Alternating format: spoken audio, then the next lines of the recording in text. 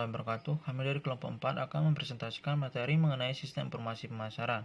Perkenalkan, nama saya Madan Sopi Alpahri. Di sini saya sebagai pemateri pertama. Di sini saya akan membahas materi tentang peranan dan ruang lingkup informasi pemasaran.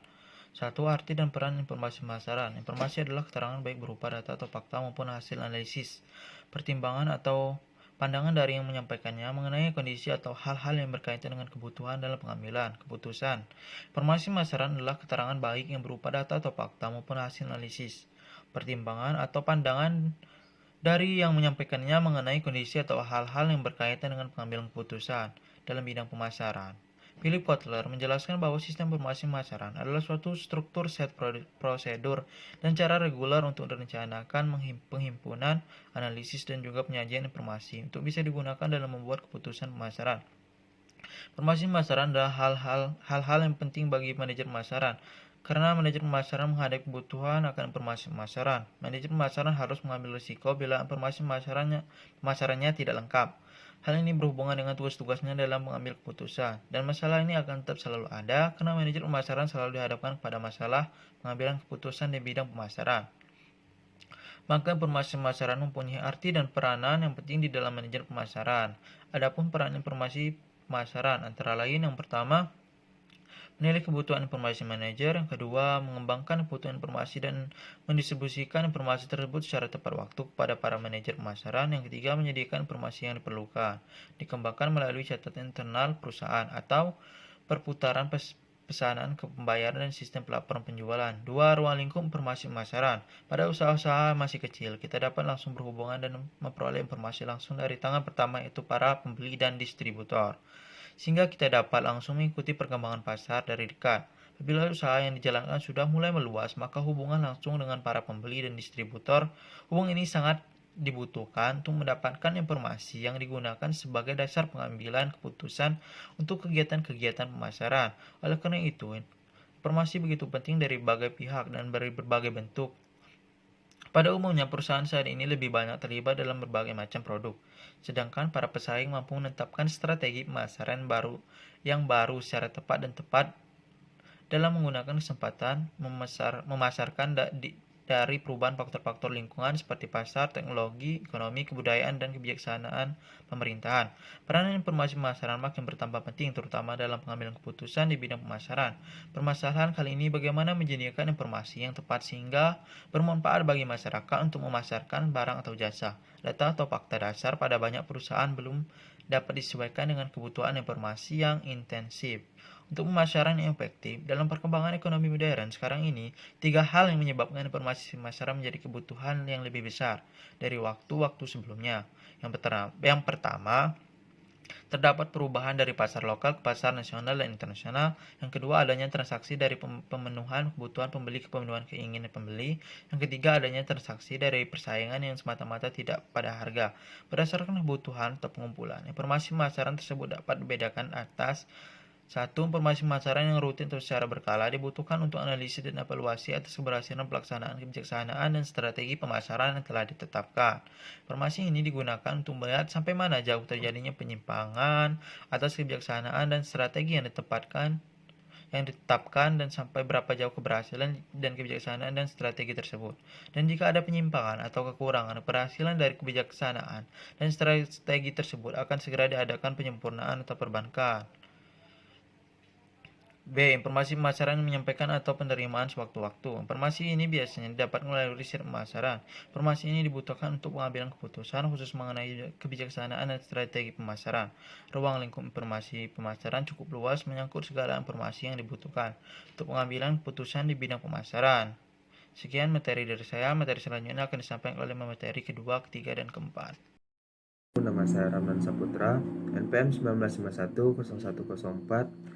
Saya dari pemateri 2 ingin melanjutkan materi dari kelompok kami. B. Pengertian konsep sistem informasi pemasaran. 1. Sistem informasi pemasaran yaitu seperangkat prosedur dan metode untuk pengumpulan data, analisis, dan penyajian informasi yang teratur dan terencana yang digunakan dalam pengambilan keputusan pemasaran. Sistem informasi pemasaran implementasi. Jika didefinisikan dalam arti yang luas, sistem informasi pemasaran adalah kegiatan perseorangan dan organisasi yang memudahkan dan mempercepat hubungan pertukaran yang memuaskan dalam lingkungan yang dinamis, melalui penciptaan, pendistribusian, promosi, dan penentuan harga barang, jasa, dan gagasan. 2. Evolusi konsep sistem informasi pemasaran. Pada tahun 1966, Prof. Philip Kotler dan Northwest University menggunakan istilah pusat saraf pemasaran, marketing network center, untuk menggambarkan suatu unit baru di dalam pemasaran yang mengumpulkan dan mengolah informasi pemasaran. Ia mengidentifikasikan 3 jenis informasi pemasaran, yaitu intelijen pemasaran, marketing intelijen, informasi yang mengalir dari perusahaan ke lingkungan, informasi pemasaran internal, marketing informasi yang dikumpulkan dalam perusahaan, komunikasi pemasaran, marketing communication, informasi yang mengalir keluar ke lingkungan. 3. Karakteristik sistem informasi pemasaran. Sistem informasi pemasaran saat ini digunakan oleh semua jenis organisasi untuk mencapai keunggulan kompetitif dan kesuksesan dalam bisnis mereka. Berikut karakteristik sistem informasi pemasaran. 1. Sistem berbasis komputer. Dalam sistem informasi pemasaran, semua informasi dikumpulkan, dianalisis, dan dikomunikasikan melalui perangkat komputer. Informasi pemasaran yang berguna disimpan dalam mikrofilm. 2. Informasi cepat, selektif, dan akurat. Organisasi dapat memelihara database pemasaran yang relevan melalui sistem informasi pemasaran yang dapat diakses dengan segera dan akurat dan kapan saja. 3. Aksesibilitas mudah. Informasi yang dikelola dengan bantuan sistem informasi pemasaran dapat dengan mudah dilihat dan digunakan melalui sistem komputer. 4. Komponen yang saling berhubungan. Dalam keputusan pemasaran dan komunikasi, keempat komponen tersebut saling terkait, yaitu informasi yang diberikan oleh satu elemen berguna untuk memfungsikan aspek lain. Komponen yang saling berhubungan ini meliputi laporan internal, riset pemasaran, intelijen pemasaran, dan sistem pendukung keputusan pemasaran. 4. 5. Berorientasi pada masa depan. Sistem informasi pemasaran memulai perumusan strategi dan perencana untuk operasi pemasaran di masa depan. 6. Mendukung pengambilan keputusan, karena sistem ini menyediakan database pemasaran yang akurat. Tentunya dapat digunakan untuk pengambilan keputusan secara instan oleh manajer pemasaran. 7. Informasi yang konsisten. Sistem informasi pemasaran memungkinkan manajemen dan pengambil keputusan untuk menilai informasi pemasaran yang relevan, diperbarui dan berharga. Sekian presentasi dari saya, akan dilanjutkan oleh pemateri 3. Selanjutnya, fungsi sistem informasi pemasaran. Yang pertama, perencanaan pemasaran yang tepat. Sistem informasi pemasaran membantu dalam menyusun kebijakan pemasaran. Ini secara teratur menyediakan semua informasi terkait pasar kepada manajemen untuk mengatur semua operasi pasar. Berbagai anggaran disiapkan sesuai dengan kondisi pasar, melalui informasi yang disediakan oleh sistem untuk melakukan kegiatan produksi, distribusi, dan pemasaran. Ketersediaan informasi yang tepat membantu dalam mengurangi kompleksitas perencanaan aktivitas pemasaran yang terus berubah sesuai dengan kebutuhan pasar. Yang kedua, mengantisipasi permintaan pelanggan. Mengantisipasi kebutuhan dan keinginan pelanggan penting untuk setiap organisasi. Ini sangat membantu untuk mengambil keputusan yang tepat mengenai aktivitas produksi dan memberikan produk yang tepat yang dapat memuaskan pelanggan. Jika produsen tidak memiliki gambaran tentang apa yang diinginkan pelanggan, maka mereka akan mengalami kerugian dengan menghasilkan produk yang mungkin tidak dapat diterima oleh pelanggan. Informasi yang memadai tentang sifat, ukuran, dan karakter permintaan konsumen diperlukan untuk membuat produk yang tepat dan memberikan detail lengkap tentang perubahan selera, mode, dan kesukaan pelanggan. Yang ketiga, membantu dalam menganalisis persaingan. Sistem ini membantu organisasi dalam menganalisis lingkungan persaingan di sekitar mereka. Ini memungkinkan prediksi perilaku persaingan yang membantu dalam merumuskan strategi yang sesuai untuk mendapatkan keuntungan atas mereka. Melalui sistem intelijen pasar, organisasi mendapatkan secara teratur semua informasi tentang persaingan pasar yang membantu dalam membuat perencanaan untuk mengatasi hal ini. Yang keempat, meningkatkan efisiensi.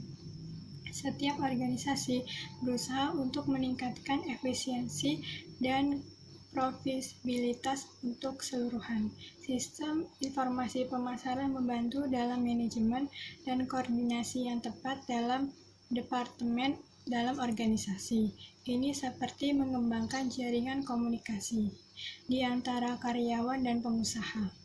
Pengusaha dengan sangat mudah mengomunikasikan kepada karyawan tentang peran mereka sesuai dengan permintaan dan tren pasar. Dan komunikasi yang tepat antara keduanya memberikan gambaran yang jelas kepada karyawan mengenai apa yang harus dilakukan mereka agar mereka fokus dengan perhatian ini. Yang kelima, pemahaman yang lebih baik dengan pelanggan. Mengembangkan pemahaman yang lebih baik dengan pelanggan bermanfaat untuk mempertahankan pelanggan untuk jangka panjang. Sistem informasi pemasaran bertujuan untuk memperkuat hubungan bisnis dengan pelanggan. Ini mengembangkan saluran yang tepat di mana bisnis dapat berinteraksi dengan pelanggan mereka. Bisnis dapat dengan mudah mengambil semua pertanyaan mereka. Sebagian dari sistem ekonomi pemasaran, bisnis yang memiliki situs web online bisa menyediakan berbagai layanan untuk pelanggan. Pelanggan dapat menghubungi mereka melalui situs web dan mengirimkan umpan balik untuk pertanyaan mereka. Yang keenam, mengenali tren dan perubahan pasar. Sistem yang baik dan terencana juga dapat mengenali semua tren dan perubahan yang terjadi di pasar. Ini memantau dan memperoleh kondisi ekonomi saat ini, secara teratur memperbarui bisnis mereka. Bisnis membutuhkan sistem intelijen pasar untuk selalu berhubungan dengan pasar. Dengan menganalisis kondisi ekonomi pasar saat ini, bisnis dapat dengan sangat mudah menentukan produksi dan produk yang optimal. Produksi yang berlebihan atau krisis sama-sama tidak menguntungkan bagi organisasi manapun. Yang ketujuh, meningkatkan kinerja manajemen. Sistem informasi pemasaran memiliki peran penting dalam meningkatkan kinerja manajemen. Kualitas informasi yang tersedia dengan manajer mempengaruhi kemampuan pengambilan keputusan mereka. Ini mengumpulkan data dari sumber internal dan eksternal organisasi dan mengirimkannya secara teratur kepada manajer. Manajer memiliki gagasan yang jelas tentang apa yang terjadi di dalam organisasi dan dapat memeriksa apakah sesuai dengan persyaratan pasar. Dengan memelihara catatan yang sistematis, manajer dapat dengan mudah memastikan bahwa jumlah optimal dari sumber daya yang dibutuhkan selalu dipertahankan untuk menghindari krisis dalam organisasi. Saya Novi Kristina Salma, NPM 1951010441. Saya sebagai pemateri keempat dari kelompok 4 akan menjelaskan materi mengenai komponen sistem informasi pemasaran dan jenis keputusan pemasaran. Mengenai komponen sistem informasi pemasaran, itu ada 4 komponen. Antara lain yang pertama komponen input sistem informasi pemasaran. Dalam komponen ini ada 3 subsistem yang merupakan bagian dari sistem informasi pemasaran, yaitu subsistem informasi akuntansi. Subsistem ini merupakan kegiatan untuk mengumpulkan data yang menjelaskan transaksi pemasaran perusahaan. Dalam subsistem ini menyediakan catatan penjualan yang terinci, yang nantinya dapat menjadi dasar untuk pembuatan laporan. Yang kedua, subsistem penelitian pemasaran. Subsistem penelitian pemasaran ini merupakan aktivitas pengumpulan data mengenai segala aspek operasi dalam pemasaran, terutama hal-hal yang berkaitan dengan pelanggan atau calon pelanggan. Ada dua data yang dikumpulkan, yaitu data primer dan data sekunder. Biasanya data ini diperoleh melalui metode survei. Yang ketiga, subsistem intelijen pemasaran. Subsistem ini berfokus pada pengumpulan data dan informasi mengenai perusahaan pesaing, termasuk di dalamnya kemungkinan melakukan strategi benchmarking. Karena persaingannya sangat ketat dalam dunia bisnis saat ini, maka data yang dikumpulkan juga harus sedetail dan seakurat mungkin. Komponen yang kedua yakni komponen model sistem informasi pemasaran. Model dalam hal ini digunakan untuk menghasilkan informasi yang relevan yang sesuai dengan kebutuhan pemakai sistemnya. Model merupakan cetakan yang merubah bentuk input menjadi bentuk output. Beberapa laporan yang dihasilkan dari model sistem informasi pemasaran antara lain laporan keperluan anggaran operasi, evaluasi produk baru, strategi penentuan harga, dan lain sebagainya. Komponen yang ketiga yakni komponen basis data pemasaran. Data yang digunakan dalam subsistem output berasal dari database. Beberapa data dalam database ini adalah unik bagi fungsi pemasaran, tetapi banyak juga yang berbagi dengan area fungsional lain. Komponen yang keempat, komponen output pemasaran.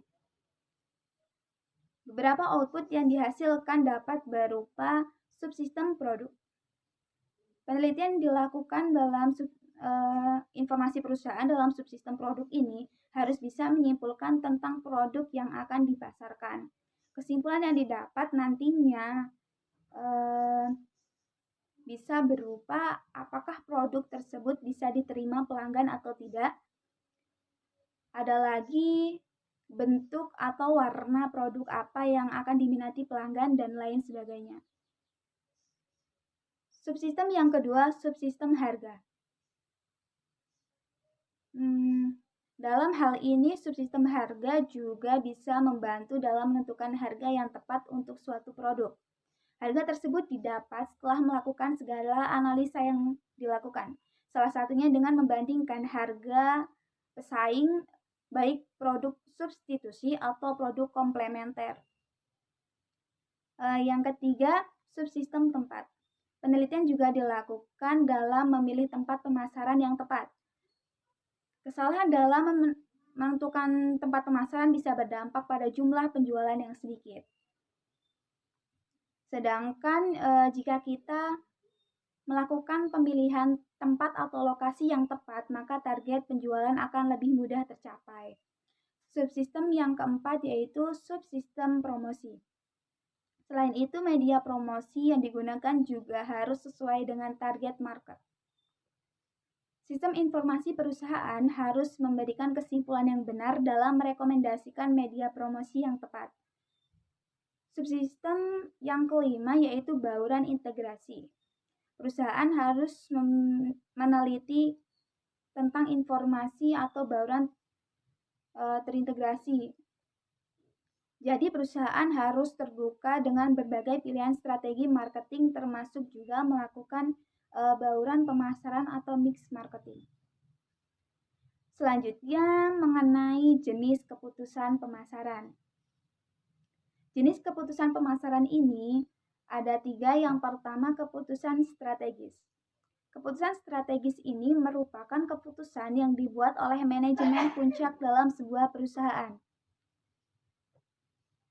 Keputusan strategis ini berkaitan mengenai gambaran besar bisnis kita. Keputusan tersebut juga lebih fokus ke lingkungan eksternal perusahaan dan biasanya berorientasi ke masa depan. Orientasi tersebut akan memberikan arahan kemana bisnis kita akan melangkah maju. Keputusan strategis ini dapat meliputi bisnis apa yang sedang kita jalani, kemudian fisik kita dalam menjalani bisnis tersebut. Ada lagi bagaimana bisnis kita dapat bersaing. Keputusan yang kedua yaitu keputusan taktis. Keputusan taktis ini dibuat oleh manajemen menengah.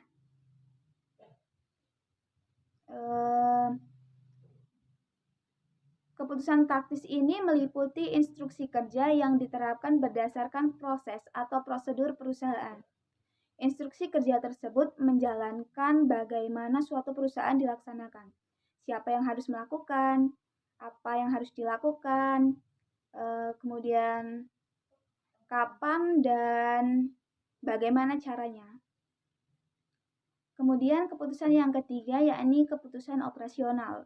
Keputusan operasional ini merupakan keputusan yang dibuat oleh tingkat manajemen yang paling bawah.